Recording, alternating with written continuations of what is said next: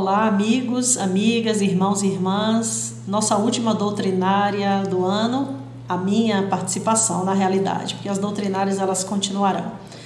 Com muita alegria estamos aqui para esse encerramento, trazendo para vocês algumas palavras, algumas boas e profundas reflexões que a espiritualidade maior nos oferta.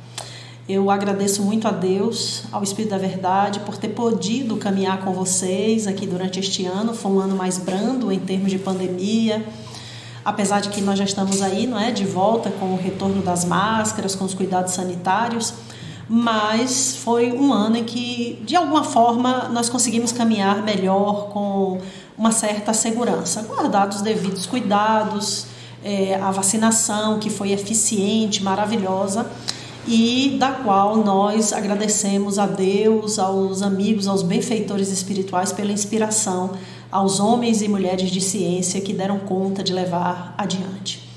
Então, hoje a gente não poderia trazer uma outra mensagem que não fosse falar de Jesus. Dezembro, é o mês de aniversário na nossa convenção do nosso amado Mestre Jesus. E para que coisa melhor do que estarmos juntinhos de Jesus? Então, essa é a nossa proposta para hoje, que possamos ficar ali juntinhos de Jesus. E ficarmos juntinhos de Jesus, abraçarmos uma imagem, eu ficar aqui perto dessa imagem, desse esboço, dessa arte que foi feita. Não, estarmos pertinho de Jesus, juntinhos de Jesus, coladinhos com Jesus, significa que estamos na sua trilha, na trilha do seu evangelho de amor, justiça e caridade. Isso é andar com Jesus, isso é estar com Jesus, isso é caminhar com Ele. E é essa a nossa proposta hoje, é reconhecermos Jesus como nosso modelo e guia, governador espiritual do nosso planeta, esse nosso grande amigo e esse nosso grande amor. Como reconhecemos Jesus, Ele é realmente o nosso grande amor, Ele que se desvela por nós, Ele que projetou o planeta Terra, projetou nossos corpos, a natureza que nós temos aqui na Terra, plantas, animais, pedras, os ventos, as tempestades, o sol, tudo. Então é da mente do Cristo que emana esse profundo viver nosso. Nós trouxemos aqui essa imagem de abertura. Alguns irmãos poderão achar, eu acredito que não, porque nós somos aqui de uma comunidade, aqui na Associação Espírita Jesus de Nazaré, que nós não temos preconceito religioso. Mas alguns irmãos que pela primeira vez possam estar assistindo e acharem assim que tem muitos elementos, não é, do catolicismo. Bom, primeira coisa, eu já disse, né? Nós não temos nenhum tipo de preconceito religioso, rejeição às religiões, muito menos ao catolicismo, nem a qualquer outra religião. Mas nessa imagem eu reconheço aqui o que se chama, né, coração de Jesus, esse chakra cardíaco do Cristo, emanando luz para tudo que é lado, para todas as direções, das profundezas da terra até o mais alto. Então esse coração de Jesus que nos guia através da sua onda amorosa, inclusiva, essa onda que parte do seu chakra cardíaco, essa luz tão brilhante, tão potente, purificadora, regeneradora, redentora, misericordiosa, amorosa, saudável. Nossa, são muitos adjetivos. E que nós olhamos para essa imagem, percebemos esse semblante tão sereno, tão tranquilo, o artista muito bem inspirado. Então ele nos traz aqui esse coração de Jesus como esse símbolo de pacificação. Então, irmãos e irmãs, é Natal, é dezembro, passamos um ano de muita dificuldade, passamos um ano aí ainda nos recuperando, mas já foi bem melhor do que os anos anteriores, os anos pandêmicos. É Natal, Jesus nasce entre nós. Jesus está conosco e nós estamos aqui com Ele, estamos juntos com Ele, pertinho dEle, Ele está coladinho conosco. E aí nós exaltamos essa presença de Jesus com um trecho de Isaías 7,14. Eis que a Virgem conceberá e dará luz a um filho e lhe chamará Emmanuel. Jesus recebe o nome de Emmanuel, Deus conosco. E aqui nós vemos essa imagem, também uma arte produzida, em que Maria fitando o olhar do Cristo ainda menino ali nos seus braços. José contempla essa cena maravilhosa. Isso aqui nós podemos ver esse entrelaçamento de forças, o masculino sagrado, o feminino sagrado, a criança trazendo energia, exuberância, e ali atrás as aves, principalmente ali, não é? A pomba da paz, a galinha com seus pintainhos, todos são exemplos de paz, são exemplos de segurança, de acolhimento. E ali esticando o seu pescocinho para olhar um menino, uma ovelha, ou pode ser um cordeirinho, digamos assim, um cordeirinho se aproximando. Então é uma arte muito bela, da qual nós tiramos assim elementos que organizam a nossa mente. Recentemente, no IBES do nosso querido irmão Maurício Crispim, ele fez uma série de exercícios conosco através de imagens sacras. As imagens elas eram projetadas e eram comentadas, tirando dali elementos saudáveis, elementos de organização para que fossem interiorizados. Da mesma forma, eu convido aos irmãos e às irmãs para que façam isso, com imagens belas, imagens que transmitam saúde, equilíbrio, paz, possibilidade de uma nova vida para nós.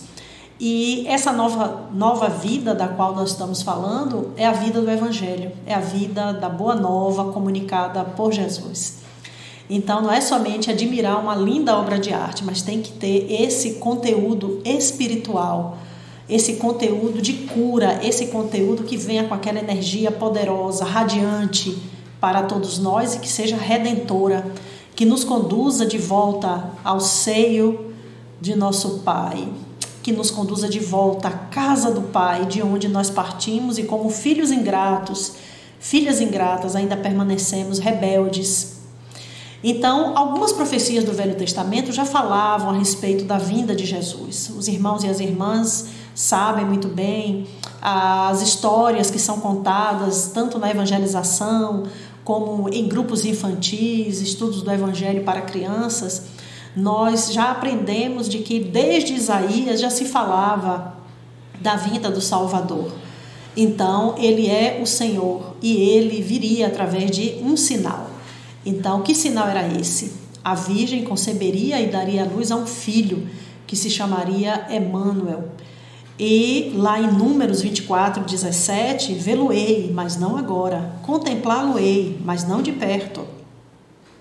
Uma estrela precederá de Jacó, de Israel subirá um cetro que ferirá as têmporas de Moabe e destruirá todos os filhos de Sete. Uma linguagem figurada lá do Velho Testamento, mas que mostra aqui a majestade espiritual de Jesus. Aqui nós temos uma imagem da moderna Nazaré. Nazaré, na época do Cristo, na época de Jesus, era um pequeno vilarejo, uma cidade muito tosca, muito simples, uma cidade de agricultores. Hoje vocês estão vendo uma cidade grande, com vários prédios, e aqui, basicamente, podemos dizer, não é, um ângulo da parte mais antiga da cidade, onde foi erguida a Basílica da Santa Anunciação. Então, possivelmente nesse lugar, segundo as tradições, Maria recebe a visita do anjo Gabriel para anunciar que ela seria mãe do Salvador. Então, a essa altura, nós já estamos no Novo Testamento. Jesus, então, ele depois de nascido, ele vai viver na Palestina durante o reinado de Herodes Antipas. E nessa época nós sabemos, né, que era uma época de profunda desigualdade, era uma época onde o Império Romano dominava aquela região. Havia uma perseguição muito forte com relação aos judeus natos, porque eles eram os grandes, entre aspas, né, os grandes escravos do Império Romano. Eles tinham que produzir riquezas. E para que essas riquezas fossem devidamente contabilizadas, era necessário que eles tivessem uma espécie de uma contagem populacional. Esse censo, ele não é atestado por todos os historiadores. Os irmãos e as irmãs poderão ver, né? Nós temos aqui essa imagem tão bela, né? Eu gosto muito dessa imagem, né? José conduzindo ali o burrinho com Maria muito jovem, coberta com um manto. E ele vai à frente, ele vai ali resoluto, né, como pai de família, como aquele que foi chamado para proteger, né, a família sagrada. E ele vem exatamente por conta desse senso, porque ele pertencia à família de Davi, a família real, e essa família era estabelecida em Jerusalém. Então ele teve que se deslocar de Nazaré, lá no norte, né, na região ali, que era uma região, digamos, mais pobre, era uma região onde não se tinha, né, a mesma visibilidade que se tinha na Judéia. Ele era da Galileia, e eles tiveram que fazer uma longa e penosa viagem com Maria grávida, né? Então eles foram a Belém para esta contagem, porque ele era cidadão judeu, e a contagem se fazia a partir de homens, né? Não se contavam mulheres, crianças, deficientes, enfim. Então aqui nós temos um pequeno mapa para mostrar para vocês. Essa linha azul que vocês estão vendo aí foi o trajeto de José. Não é um trajeto muito grande, certo? Não é, por exemplo, uma viagem como daqui a São Paulo. Na realidade é uma viagem bem curtinha, né? Talvez aí por volta dos seus 100 e poucos quilômetros, né? 120 quilômetros. Mas nessa época a gente não tinha as estradas pavimentadas que nós temos hoje. E eles fizeram isso de burro, com uma jovem mulher grávida e José já idoso. Então foi uma viagem bem penosa, né? Aqui nós estamos vendo também uma panorâmica de Jerusalém atual. Então nós ainda vemos aí alguns costumes locais, como o pastoreio de ovelhas, né? Algumas árvores que são bastante típicas, como as oliveiras, né? Alguns pinhais. Então é uma cidade bem diferente da que nós conhecemos hoje. E nessa chegada em Jerusalém, José vai se deparar com a condição de que muitos vieram também para Jerusalém para o censo, e não havia lugar para eles se hospedarem. Então foi aquela situação muito difícil, porque o dia ia passando, Maria muito cansada, e era uma época fria, não era uma época quentinha, não é como aqui, por exemplo, na Bahia, em dezembro é quentinho, mas lá não era uma época fria. Então ele foi andando e acabou, saindo com Maria, com o burrinho, e foram a Belém, que fica pertinho de Jerusalém. Na época ficava assim a uns 3, 5 quilômetros, um pequeníssimo povoado. E lá em Belém eles conseguiram uma hospedagem que não era dentro da casa, não era uma hospedaria, era no local onde ficavam os animais. E lá ele acomoda Maria, acomoda lá o animalzinho e tal, e aí Maria começa a entrar em trabalho de parto. E nesse processo todo, que foi um processo, digamos, de uma espiritualidade inigualável, eu estou aqui falando em palavras impossível, né, de traduzir, mas é o nosso esforço, né? E nisso anjos aparecem, os magos vêm adorar o menino, os pastores, uma grande estrela faz um sinal nos céus, e tudo isso trouxe para eles assim aquele momento de uma espiritualidade, ao mesmo tempo da reverência diante daquela criança que estava nascendo ali, aquele rei que estava ali entre eles na forma de um menino. Aqui nessa imagem vocês estão vendo uma edificação também mais moderna, que é a Basílica da Natividade, ou seja, pela tradição, esse deve ter sido o local onde Jesus nasceu. Nós não temos esses dados com certeza. Então, esses locais sagrados foram estabelecidos durante as cruzadas, ou seja, mais de 1000 anos depois que Jesus havia passado sobre a terra. Mas pela convenção e pela quantidade de pessoas que vão lá, que fazem peregrinação, orações, já se criou um campo, né? Um campo magnético, um campo mórfico, em que as pessoas já produzem, né, ao longo desses anos, muita energia, e quem vai lá realmente se emociona, sente, tem até visões, exatamente devido a essa reverência. Bom, ciente do nascimento do menino, Herodes então determina a matança de crianças até 2 anos de idade, então 2 anos de idade para baixo, e manda que suas tropas saiam por toda a região para buscar esse menino e matá-lo, porque ele ameaçava o seu reino. Então é quando um anjo aparece para José em sonho e avisa para ele que ele fosse para o Egito com Maria e com a criança, porque haviam pessoas que ameaçavam matá-los.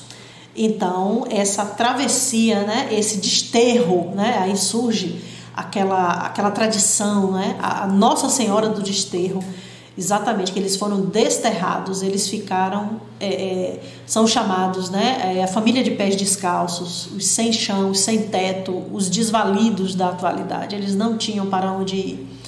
E lá foram eles, né, para o Egito, e lá viveram durante algum tempo até que o anjo aparece novamente para avisar que aqueles que queriam matar o menino, ou seja, Herodes, já havia morrido. Então Jesus cresce algum tempo, né, segundo o Evangelho de Lucas, quando os reis chegam, porque existe uma divergência entre o Evangelho de Mateus e o de Lucas. Pelo Evangelho de Lucas, quando os magos chegam, Maria está sentada numa sala com o menino e tal. Enfim, isso não foi no Egito, isso ainda foi lá na Palestina. Mas dá para a gente perceber que existem algumas divergências. Os estudiosos dos evangelhos que fazem as exegeses, estudos arqueológicos, estudos históricos, muito importante, que tem elucidado muita coisa para o nosso entendimento e cada vez mais a credibilidade e o respeito pelo evangelho. Não que o evangelho precise das nossas provas científicas, mas existem mentes que são céticas. Existem irmãos nossos que ainda são de coração muito duro e às vezes por uma prova científica que são tocados, né? Cada um tem um caminho. Um é pela dor, o outro é pelo amor, o outro é por uma revelação, o outro é pelo tempo mesmo, e tem pessoas que são pelas provas científicas. O importante é que a gente esteja sempre pertinho de Jesus, pertinho do seu evangelho. E quem é esse Jesus que a gente tanto ama? Emmanuel, em A Caminho da Luz, nos ensina que rezam as tradições do mundo espiritual que na direção de todos os fenômenos de nosso sistema existe uma comunidade de espíritos puros e eleitos pelo Senhor Supremo do Universo, em cujas mãos se conservam as rédeas diretoras da vida de todas as coletividades planetárias. Essa comunidade de seres angélicos e perfeitos, da qual é Jesus um dos membros divinos, ao que nos foi dado saber, apenas se reuniu nas proximidades da Terra para a solução de problemas decisivos da organização, da direção do nosso planeta por 2 vezes no curso dos milênios conhecidos. Olha que coisa extraordinária, né? Então vamos ver aqui. Então, uma comunidade de espíritos puros e eleitos pelo Senhor Deus, para cuidar do nosso sistema solar, para cuidar aqui desta região que nós conhecemos aqui da Via Láctea, do qual nós habitamos, que os telescópios mostram imagens lindas. Então existe um grupo de espíritos angélicos e olha que informação preciosa. Esses anjos, esses cristos, esses espíritos perfeitos, Jesus é um dos membros. Então é uma comunidade crística e eles fazem toda a organização, olha lá, ó, das coletividades planetárias, porque eles têm as rédeas diretoras, são eles que comandam os destinos. No nosso caso aqui na Terra, ganhamos um Cristo de amor, que é Jesus. Que alegria, não é? Termos esse ser tão amado, tão doce, tão belo, cheio de misericórdia, compaixão, de tanta doçura aqui entre nós. Então, Emmanuel traz aí essa informação esplêndida, tão consoladora para nós que temos a convicção de que Jesus está conosco e que Ele veio realmente para acelerar a nossa evolução. E vejam vocês aqui em Isaías 61 e dialogando aqui um pouco com Lucas 4. O Espírito do Senhor está sobre mim e me ungiu para que anuncie a boa nova aos pobres, para curar os de corações aflitos, anunciar aos cativos o tempo da graça e dos galardões do Senhor. Então, essa anotação de Isaías, Jesus leu na sinagoga quando foi-lhe entregue os rolos e ele leu para o público ali qual era a missão dele. Então, Deus estava com ele, ele veio em missão, ele foi ungido, então ele é o Cristo, porque Cristo significa isso, o ungido. E qual é a missão dele? Anunciar a boa nova. anunciar que existe um outro reino, que existe uma outra possibilidade de vida para além dessa aqui, que nós estamos soterrados aqui na matéria, achando que a vida se resume nisso aqui. Então Jesus vem para dizer, não, isso aqui é nada. O reino de meu Pai é reino de vida, é reino de luz, é reino de felicidade. E aí ele vem para anunciar aos cativos, nós que estamos presos, nós que estamos aqui agarrados na matéria, que é o tempo das graças, dos galardões, ou seja, dos presentes que Deus tem para nos dar. Colaborando com esse trecho de Isaías citado por Lucas, nós vamos pegar aqui Paulo aos Hebreus 5. Cristo, que nos dias de sua vida terrestre apresentou pedidos e súplicas com veemente clamor e lágrimas, aquele que o podia salvar da morte, e foi atendido por causa do seu temor piedoso. Embora fosse filho, aprendeu a obediência pelas coisas que sofreu, e depois de ter se aperfeiçoado, tornou-se responsável pela salvação eterna de todos os que lhe obedecem, recebendo, por isso, de Deus o título de sumo sacerdote segundo a ordem de Melquisedeque. Então vejam que esse trecho aqui de Hebreus é extremamente revelador. Paulo já tinha uma visão clara a respeito de quem era Jesus, mesmo porque ele, dotado, de uma mediunidade extraordinária, ele viu Jesus às portas de Damasco, depois ele tinha contatos com Estevão, com Abigail, então era um homem assim de uma determinação, de um propósito realmente com o Evangelho, e ele tinha assim uma clareza notável a respeito de Jesus. Então ele destaca aqui a característica desse nosso Cristo, a obediência. Jesus era obediente. Então é por isso que ele é comparado com o cordeirinho, porque ele não berra e ele vai obediente, resignado para o sublime sacrifício na cruz. Então ele é altamente obediente aos desígnios do alto e é responsável pela nossa salvação. É ele que nos conduz de volta ao Pai. Isso também é confirmado em A Gênese, capítulo 5, item 2. Considerando apenas um espírito superior, não podemos deixar de reconhecê-lo uns de ordem mais elevada e colocado por suas virtudes muitíssimo acima da humanidade terrestre. Pelos imensos resultados que produziu, a sua encarnação nesse mundo forçosamente há de ter sido uma dessas missões que a divindade somente a seus mensageiros diretos confia para cumprimento de seus desígnios. Então aqui nós vemos a lucidez do codificador Allan Kardec dizendo, olha, Jesus não é só um espírito superior. Tem gente que às vezes compara, assim, a gente tem muito respeito com isso, né, gente? Não estamos aqui criticando, mas colocam assim no mesmo panteão, no mesmo patamar, Jesus, Gandhi, Buda, Madre Teresa, Luther King, Chico Xavier, Francisco de Assis. É o que se pode compreender e a gente tem que respeitar e entender que às vezes o nível psicológico, a percepção de Jesus é aquilo ali.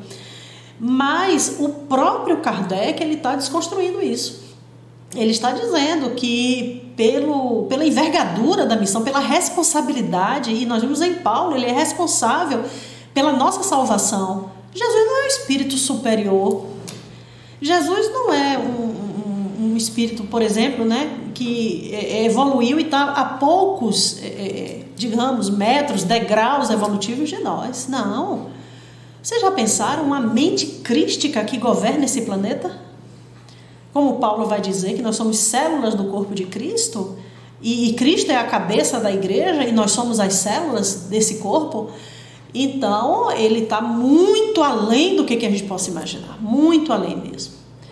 Agora o fato dele estar muito além, o fato dele ser esse soberano, o fato dele ser um espírito altamente avançado, ele não está afastado de nós. É essa missão que eu quero, me desculpem, é essa lição que eu quero deixar aqui bem clara para vocês. Jesus está pertinho de você.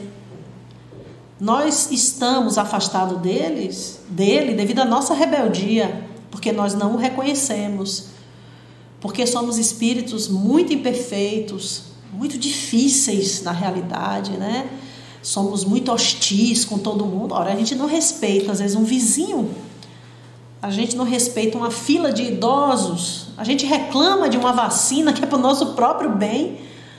A gente briga por causa de coisas banais.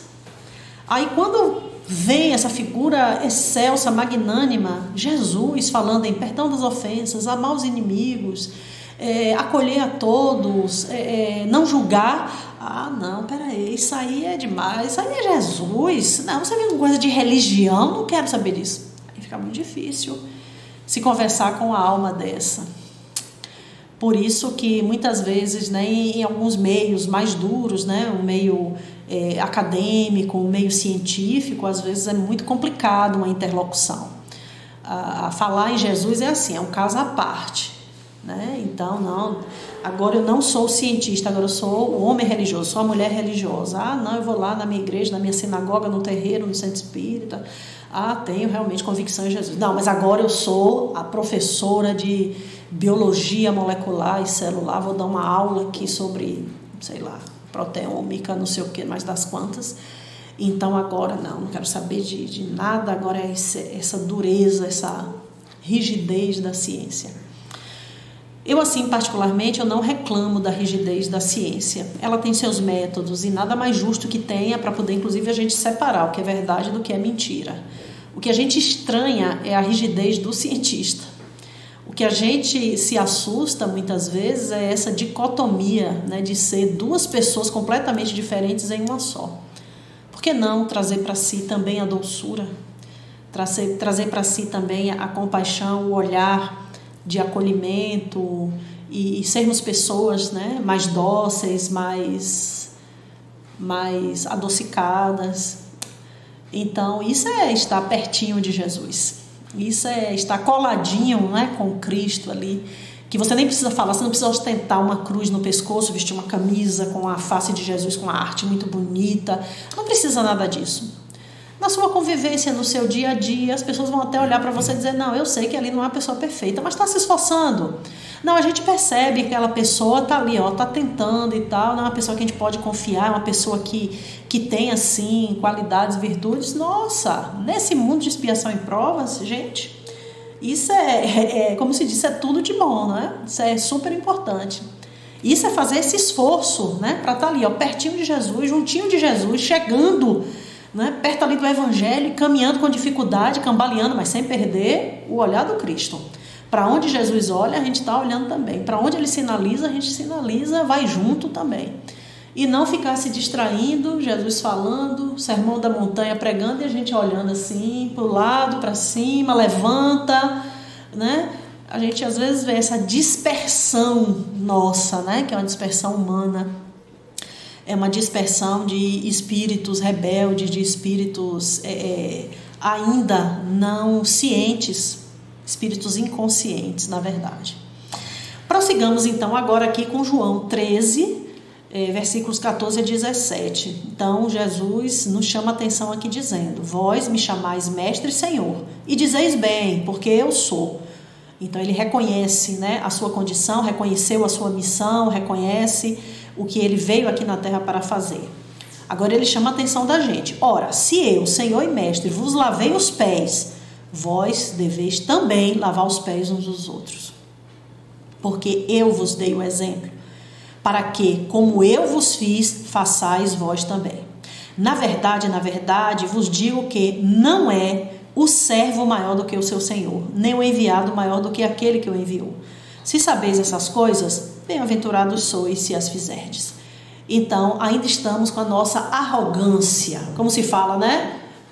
Nariz em pé, pescoço duro, eu sou melhor do que os outros.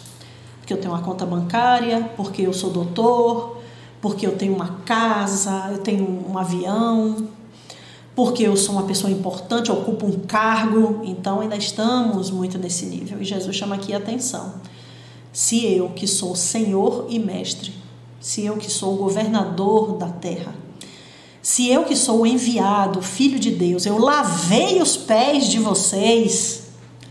Lavar os pés naquela época era assim um trabalho, digamos, um trabalho escravo, inclusive, porque era um trabalho manual, considerado, né, desprezível. E Jesus vai lá, senta os apóstolos, começa a lavar o de Pedro. Não, Senhor, não lave meus pés. Pedro, silêncio. Se eu não fizer isso, você não tem parte comigo. Ou seja, aceite, se submeta. Então, é necessário isso. Viva este momento. Então, Jesus está dizendo, eu não simplesmente mandei vocês. Eu não simplesmente disse, olha, sejam humildes, olha, acolha. Não, eu fiz isso. Eu exemplifiquei. Então, isso é de uma beleza gigante. Porque ele não está sentado no trono dando ordens. Como nós falamos aqui na terra. Jesus veio e botou a mão na massa. O tempo inteiro. Ele era atitude, ele vivia em ação. Vejam vocês aqui, não é? Em Mateus 28 e Lucas 24. Ao nos chamar para segui-lo, Jesus nos dá uma missão muito precisa. Viver e anunciar o evangelho do reino. Então, o que é estar coladinho com Jesus? O que é estar juntinho de Jesus, pertinho de Jesus? Eu vejo pessoas falando assim, eu orei hoje, senti assim, uma vibração tão maravilhosa, aquela luz, aquela presença. Chega, eu senti assim, Jesus, que coisa boa. Essa sensação é maravilhosa, revigorante, né? Se eu pudesse, nunca passava. Mas nós somos seres muito instáveis, daqui a pouco a gente está preocupado com o celular, precisa levantar para fazer uma coisa e outra, enfim. Mas essa é, digamos, aquele momento em que Jesus vem para dizer, eu estou aqui, agora não fique só nessa não. Levanta e bota a mão na massa também, né? Tu quer me seguir? Quer seguir mesmo? Vai em frente, está coladinho comigo, pertinho de mim, juntinho de mim, não é ficar aqui acompanhando, vou andando aqui com Jesus, não, andando e ajudando, auxiliando, vendo onde pode ser útil, trabalhando, porque é essa a nossa missão. Vamos concluir aqui a lição dizendo, por isso todo discípulo é missionário. Todo aquele se for dizer, eu vou seguir Jesus, eu vou acompanhar Jesus, eu quero estar pertinho de Jesus, eu quero estar ali, bem próximo do Cristo. Então você é missionário. E missionário é uma grande missão. Abrir uma casa para acolher 300 idosos. Eu quero fazer aqui uma creche para não precisa nada disso. Missionário significa, observe as missões pequenas. Como é que você está dentro da sua casa? Com sua esposa, com sua mulher, com seu marido, com seu companheiro, com seus filhos, com suas filhas. Como é que você trata os animais? Você tem tido tempo de fazer uma visita a seus pais, aos seus avós? Você visita seus vizinhos? Agora no Natal, você vai disparar o WhatsApp para todo mundo ou você vai preparar lembrancinhas com suas próprias mãos? Vai fazer cartões de Natal? Isso é coisa das antigas. Ou é um gesto de amor? Ou é um gesto de ternura dirigido àquela pessoa? Vai preparar alguma coisa para alguém especial, alguém que esteve doente, quase morreu de Covid, meu Deus, eu vou lá visitar agora que ele está bem, vou levar alguma coisinha para ele. Então, isso é o quê? São essas pequenas missões. São essas pequeninas coisas que vão dando ali, o formato do que Paulo vai chamar de vasos eleitos. Então, a gente é megalomaníaco, uma creche para não sei quantos, um abrigo para não sei quantos, projetos maravilhosos para quem já viveu primeiro isso aí. Porque para a gente chegar numa universidade de engenharia, na faculdade de engenharia, para a gente chegar numa faculdade de medicina, para a gente ganhar um prêmio Nobel de fisiologia, para a gente ganhar um prêmio internacional de jornalismo, é preciso primeiro você ter passado pela escola primária, lá a professorinha do beabá. Depois você teve que ir para o ginásio antigo, como se chamava. É tudo assim por etapa, da mesma forma. Para nos credenciarmos para as grandes missões, é preciso ter tirado boas notas nessas missõezinhas pequenininhas, porque essas missões pequenas é que vão nos garantir simplicidade, humildade, boa convivência, bons relacionamentos, espírito de paciência, de tolerância e, sobretudo, espírito de serviço. Não ficar escolhendo tarefa. E é por isso que a mensagem chama atenção. Todo discípulo é missionário, pois Jesus o faz partícipe de sua missão, ao mesmo tempo que o vincula a ele como amigo e irmão, colou com Jesus, colado, pertinho, grudadinho ali com Jesus. Para isso, sirva a causa do bem, sirva a causa do evangelho, vá trabalhar esse interior, vá trabalhar esse orgulho, vá trabalhar essa língua grande, essas fofocas, meu Deus do céu, e essa mão fechada, muquirana, sovina. Para que isso? Para que isso? O cemitério está cheio de gente que deixou aí propriedades, casas, terrenos, guarda-roupas cheios e agora estão lá, num metro quadrado, quando não são cremados e o corpo cabe numa caixinha. O que adiantou tanta confusão, tanta briga, tanta agonia, tanto desespero? Se tudo se acaba e o espírito lamentando. As reuniões mediúnicas são repletas de espíritos se lamentando do tempo perdido. Perdeu tempo demais com bobagens. Então, gente, todo discípulo é missionário. Você está colado com Jesus?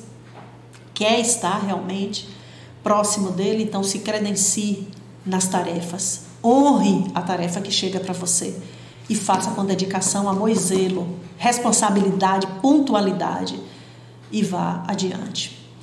Agora nós vamos pegar aqui um trechinho, Emmanuel também, né, no Antologia Mediúnica do Natal, uma mensagem linda, né, de Jesus para o homem. Vejam vocês. O mestre desceu para servir.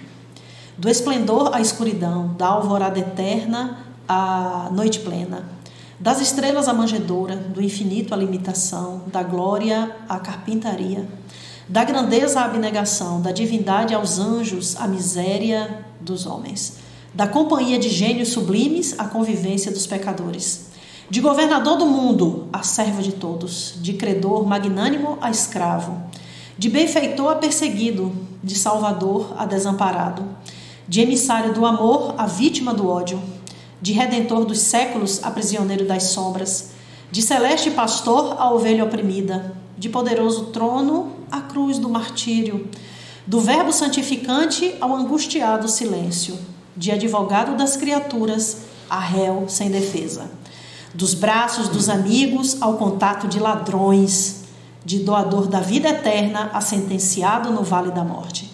Humilhou-se e apagou-se, para que o homem se eleve e brilhe para sempre. Ó Senhor, que não fizeste por nós, a fim de aprendermos o caminho da gloriosa ressurreição do reino. Jesus fez tudo o que podia. Fez tudo, como vocês viram aqui, do trono, saiu do trono, é uma linguagem simbólica, obviamente, saiu da companhia dos gênios, saiu da condição de emissário de amor, tudo que ele podia estar vendo no reino da glória e da paz, para conviver conosco, aqui nesse planeta obscuro, mundo de expiação e provas. Continua agora, já com a linguagem de Bezerra de Menezes, pensamentos do Natal. Olha o que Bezerra vai nos ensinar. Sempre que te decidas a concretizar ideias e planos na exaltação do bem, recorda que Jesus, o governador da terra, começou o apostolado da redenção humana no obscuro recanto da estrebaria. Jesus não começou a sua caminhada dentro de uma universidade, né? A grande universidade de Jerusalém. Jesus não começou o seu apostolado a partir de um grande roteiro comercial, né? Em Cesareia Marítima. Não, Jesus não foi a Roma para reclamar a si galardões das tropas, dos centuriões, nada disso. Ele começa na estrebaria. E nós queremos isso? Nós queremos essa coisa assim simples, obscura, esse primeiro lugar para a gente começar a caminhar? Então, meu irmão, minha irmã, a mensagem de Bezerra é profunda. Aonde você estiver, na sua simplicidade, você pode, com dedicação, com amorosidade, com esse foco no Cristo, com esse foco no Evangelho, ali, ó, pertinho, juntinho de Jesus, você pode mover o mundo. Basta você querer. Basta você se credenciar para isso. Não precisa caixa de som para estar atormentando as pessoas com cânticos, louvores e pregações. Você não precisa fazer sacrifícios megalomaníacos, nada disso. A partir de onde você está, faça seus movimentos afetuosos, amorosos, sinceros, coerentes com o Evangelho. Amando as pessoas sem ofendê-las e respeitando cada um na sua singularidade. E é por isso que Jesus retorna diariamente ao nosso convívio, sustentando-nos para sempre. Então, Meimei chama a nossa atenção. Jesus está conosco sempre, juntinho, pertinho, coladinho. Como se diz, hashtag Jesus, eu estou com vocês. E a gente às vezes não acredita. Jesus está no céu, Jesus está apregado na cruz, Jesus não pode fazer nada, porque se eu não fizer, eu não sei o que vai ser de mim. E Meimei dizendo, Jesus está sempre convivendo conosco e nos sustentando para sempre. E aí, meus irmãos e irmãs, nós já chegando aqui ao final da nossa fala, trazendo esse espírito natalino.